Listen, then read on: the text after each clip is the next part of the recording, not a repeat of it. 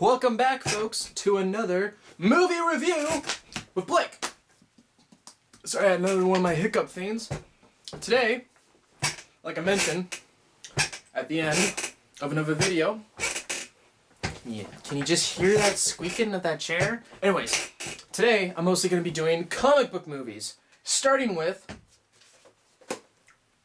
none other than The Dark Knight Rises. I almost fell in my chair there.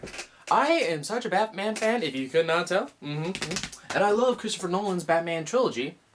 And I saw all three of them the same day.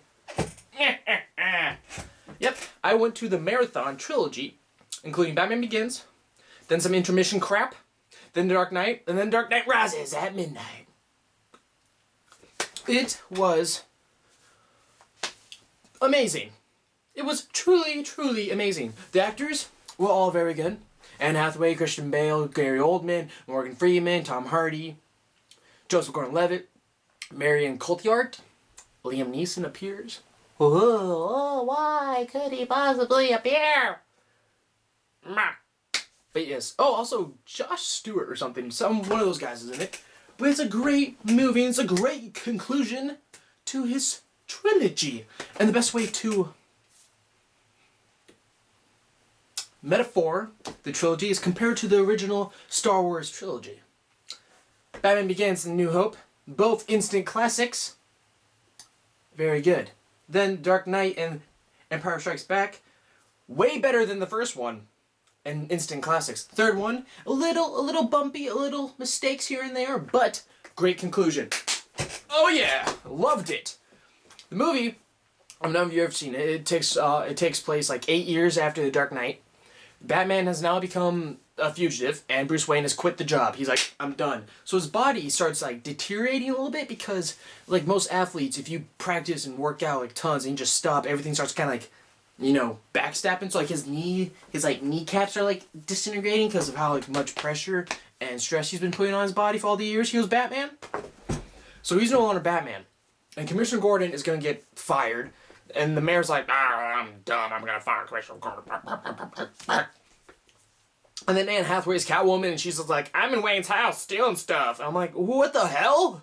The only thing I don't like about The Dark Knight Rises is Catwoman seemed to be randomly shoved in it, like, just shoved into the movie. And I had no problem with Catwoman. Anne Hathaway did a very good job. Way better than Halle Berry.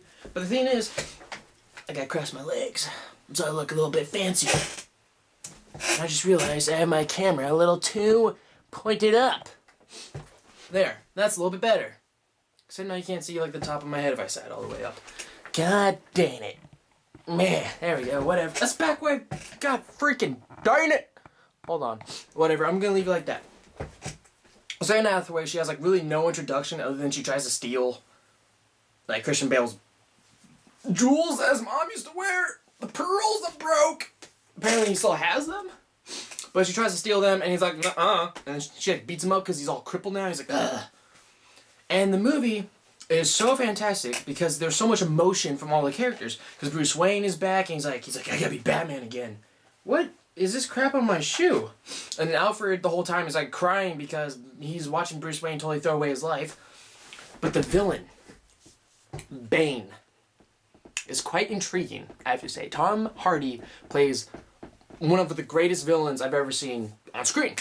His voice is but it's the physical adaptation of the character Bane that's very, very good. Because originally, Bane was in that Batman and Robin movie of Poison Ivy and Mr. Freeze, and Bane's like, just beating the crap out of stuff. That's not who Bane is. Bane is actually one of the most smartest, most formidable foes Batman has. Because what he actually does is he figures out Batman's true identity, starts killing a lot of people, make all the Arkham and Salem people escape, and then breaks Batman's back. And Batman has to hire some guy named Azrael to kick his ass. But that's on a different story. That's in Batman Nightfall Part 1 and 2 and 3. Check it out if you never read any of those graphic novels. If you want to know more about Bane, those are the three you need to read. This is the first introduction of Bane. So Bane in the movie, he's not juiced with like any type of steroid, but he does have a breathing apparatus because he had like some disease, like some plague got in him. He's like, oh, ah. So he wears this thing that looks like pretty much a claw on his mouth, and he's like, "I'm Tom Hardy." Wink, wink. My face looked really funny as I was winking. But anyways, so the movie is very, very good. The action is fantastic. Just the little parts of like the timeline is a little messed up. Like it seems like a little jumpy at some parts, but it's really, very, very, very, very, very, very good. And another thing is, I almost cried. I'm not gonna spoil anything, but the ending to the movie is so fantastic. It is just perfect. And I almost cried because Alfred cries a lot.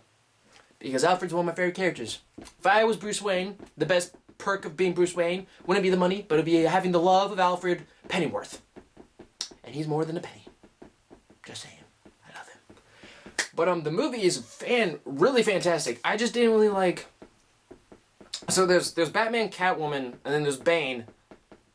And that's about it. Those are the characters. There's like, in some parts, Catwoman seems like she's doing more than Batman. Like one part, there's a fight scene, and Batman's in the background while it's like more focused on Catwoman, which I don't really care for. It's a Batman movie. Where the hell's Batman, and what is he doing? He's like, I'm all kind of crippled now. And there's one part of the movie where you go, oh damn! And there's another part where you're like, no. Because one part in the whole movie, I almost said, no. I almost stood up and just screamed no, and I almost left the theater. Glad I didn't. But yeah, I'm trying to keep the spoiler free. But if you haven't seen The Dark Knight Rises, but you like The Dark Knight, you're just a little iffy on the villain, I would watch it. It's a great movie. It's a great ending to the trilogy.